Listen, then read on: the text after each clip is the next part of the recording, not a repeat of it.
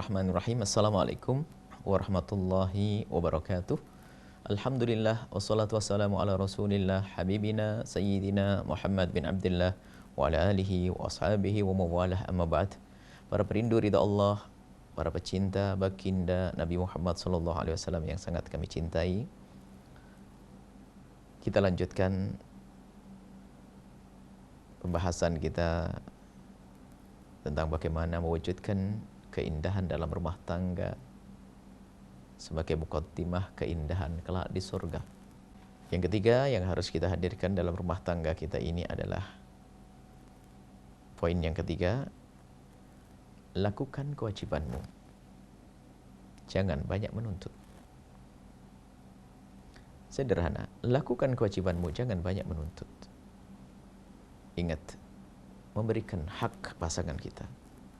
Seorang suami setiap harinya berpikir bagaimana menjalankan kewajibannya. Bukan menuntut kekurangan pasangan, bukan menuntut apa yang akan diberikan oleh pasangan. Begitu juga seorang istri senantiasa berpikir setiap saat bagaimana melaksanakan kewajibannya untuk seorang suami.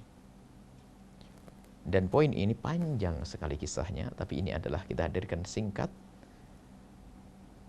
Anda bisa melihat nanti di kajian panjang membina rumah tangga, menjaga keharmonisan rumah tangga yang kami ceritakan panjang lebar. Ada beberapa jam di sana. Nah, agar jangan banyak menuntut ini. Sebab gini, kalau orang biasa menuntut, ini menjadikan hidup itu menjadi tidak indah. Karena kalau Anda menuntut kepada istri Anda, saat itu juga sang istri belajar bagaimana menuntut kepada Anda. Menuntut contohnya memandang kekurangan pasangan, menuntut.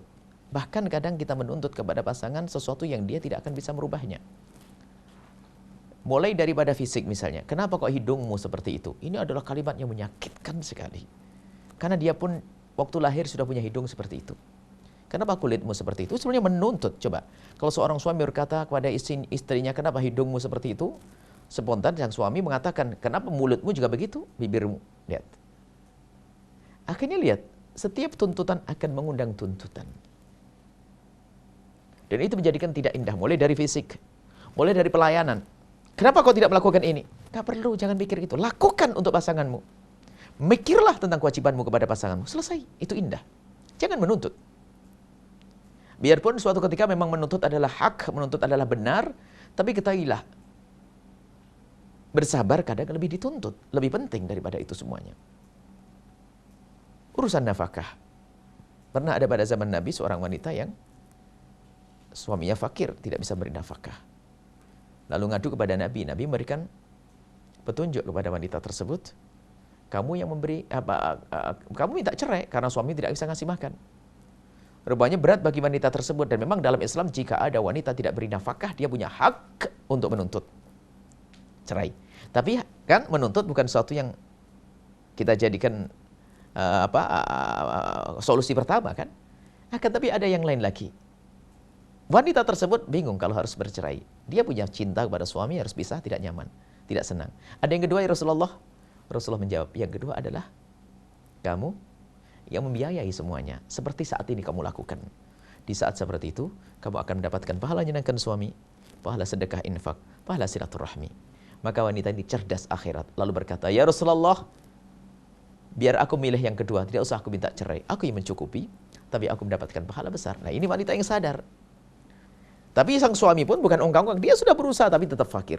Tapi seorang istri dan sisi ini tidak menuntut urusan nafkah. Di sisi lain mungkin seorang suami yang sudah memberikan nafkah menemukan istri yang kurang dalam pelayanan, mungkin sakit dan sebagainya. Jangan banyak menuntut. Akan tapi bersabarlah dengan itu semuanya. Dan itu kunci keindahan. Karena apa? Kalau rumus ini, luas sekali rumus ini. Semoga nanti ada kesempatan untuk kita perpanjang kisah ini. Karena ini, kalau orang itu biasa menuntut itu mencari kekurangan pasangannya. Dan tidak ada hentinya itu. Selalu mencari, dan setiap kita menuntut akan punya balasan tuntutan dan seterusnya. Kapan keindahan terjadi? Tapi kalau semua berpikir bagaimana melaksanakan kewajiban, maka yang terjadi adalah keindahan.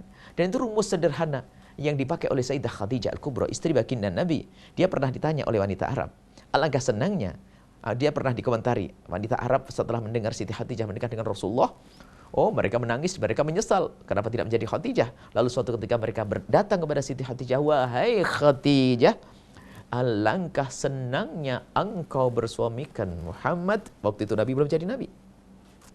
Apa jawab Siti Khadijah? Demi Allah, semenjak aku menikah dengan Muhammad, aku tidak pernah berpikir bagaimana aku bersenang-senang dengan Muhammad, tapi yang aku pikirkan adalah bagaimana Muhammad senang dengan aku. Rumus sederhana. Suami, berpikirlah engkau menyenangkan pasanganmu, sang istri. Istri, berpikirlah engkau menyenangkan suamimu. Jangan mikir menuntut urusan nafkah, urusan pelayanan, urus ini. Akan tapi yuk kita selesaikan bersama-sama. Kalau mudah di suami, alhamdulillah. Mudah di istri, alhamdulillah. Dan seterusnya.